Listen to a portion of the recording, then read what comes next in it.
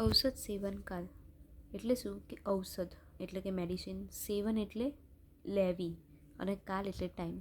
તો કે કયા ટાઈમે આપણે મેડિસિન લેવી જોઈએ એ. તેનો શ્લોક શું છે?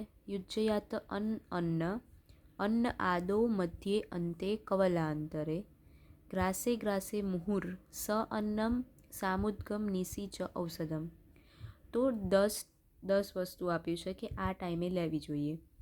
તો પહેલાં શું કીધું કે અન્ન,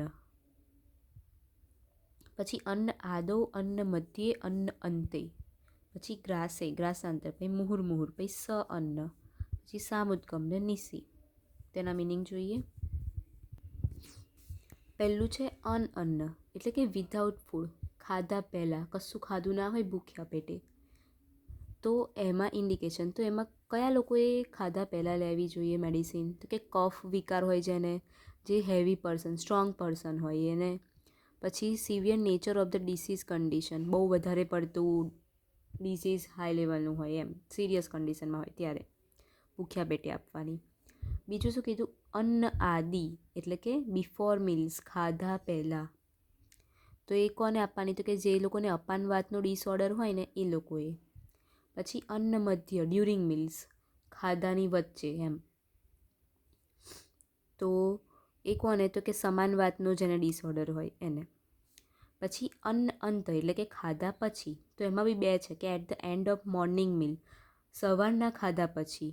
તો એ કોને? તો કે વ્યાન વાયુનો જેને ડિસઓર્ડર થયો હોય. અને બીજું શું છે કે રાતના ખાધા પછી.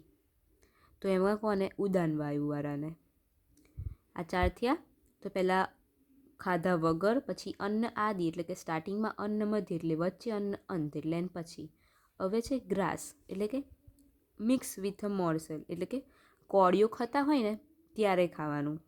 આપણે ખાતા આવીએ ને ત્યારે એક કોળિયો ખાધો પછી ગોળી ગળી લે, અથવા તો 2-3 ખાધાને ગળી લે એમ.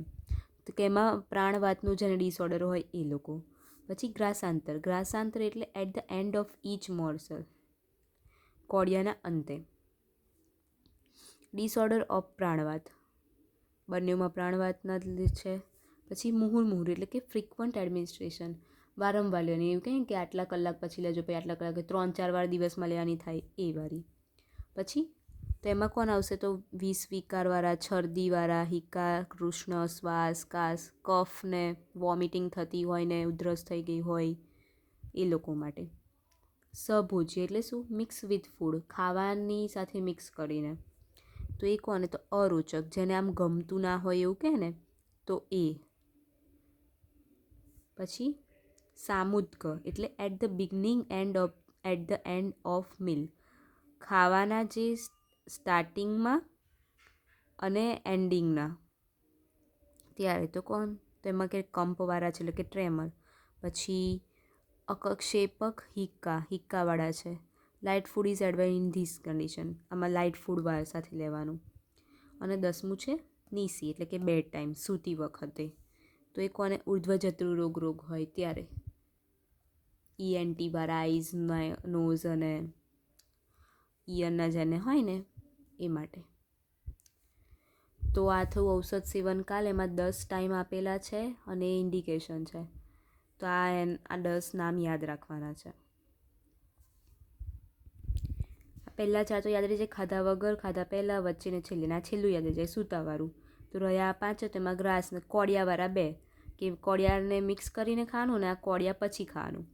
પછી વારંવાર વાળું અને ભોજન સાથે વાળું અને મીલના જે એન્ડિંગ અને બિગનિંગ વખત વાળું.